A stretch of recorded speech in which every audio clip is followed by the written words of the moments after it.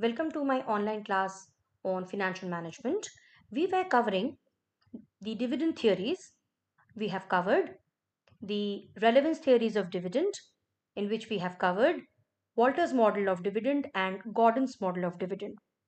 Today, we would be covering the irrelevance theories of dividend, propounded by Solomon and Modigliani and Miller. But in your course, only approach is there. So let us continue with that. What is this irrelevance of dividend?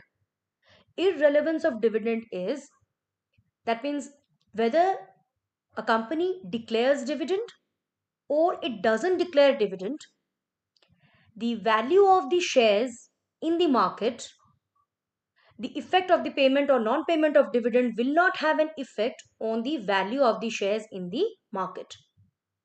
So, according to Professors Solomon, Modigliani, and Miller, dividend policy has no effect here, has no effect on the share prices of the company. Okay, there is no relationship between here dividend rate and value of the firm.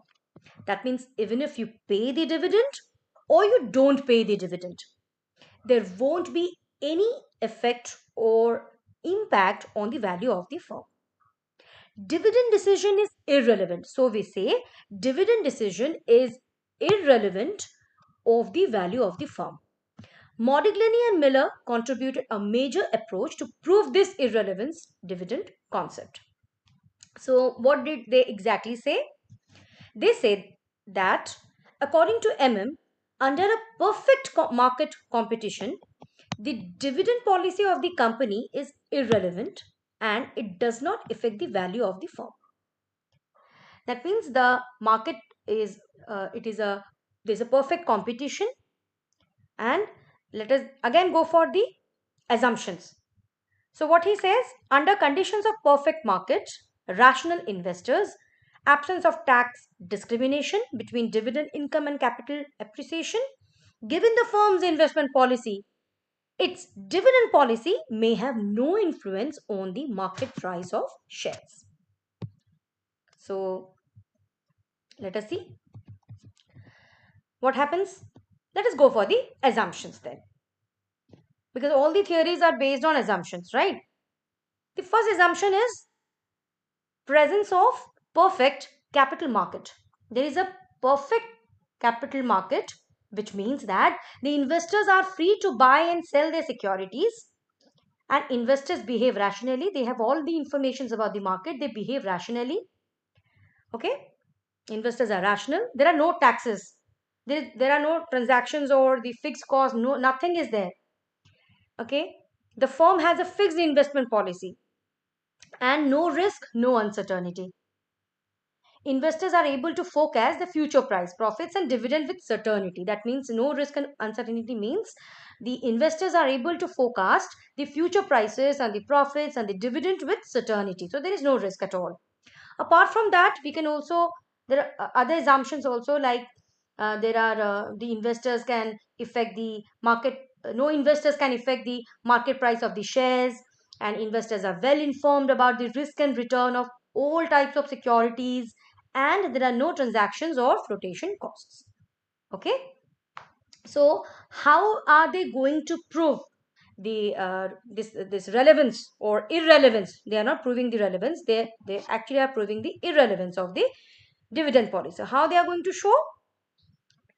They have framed this formula through which they are going to show that dividend paid or not paid is not going to have an impact on its value or market price of the shares.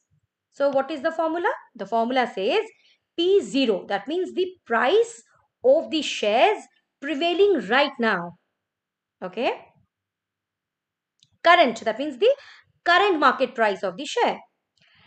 KE is the cost of equity capital. D1 is the dividend that you are going to receive at the end of one period, and P1 is the market price of the share at the end of one period. So what they say is whatever dividend you are going to pay, okay, your going to pay at the end of the year, and whatever price of the securities will be there, the price of the security has got no impact on the dividend. The formula is P0 is equal to D1 plus P1 whole by 1 plus KE. We need to understand this through an example. Let us take an hypothetical example that there's a company which has a capital of, let me just write this. They have a capital of 10 lakh, suppose, okay. And the market price of the shares currently, that means P0, is your rupees 100, okay. Then let us assume that dividend, the company is declaring the dividend at the end of the year at the rate of, that means D1 given is rupees 15, okay. And let us take the capitalization rate or KE as 12%, okay. Now you have to find the MPS or market price of the share, or basically we are interested to find out P1, okay, price of the security at the end of the year. How are we going to find that? If dividend is declared, dividend is not declared. In order to solve this, dear students, you need to see this formula. The price of the security currently is going to affect the price of the security at the end of the year, and both the prices will have no impact on the dividend paid or not paid. How to find this? In order to find this, we need to find out P1, and it is very simple to find P1. Just go for a cross multiplication.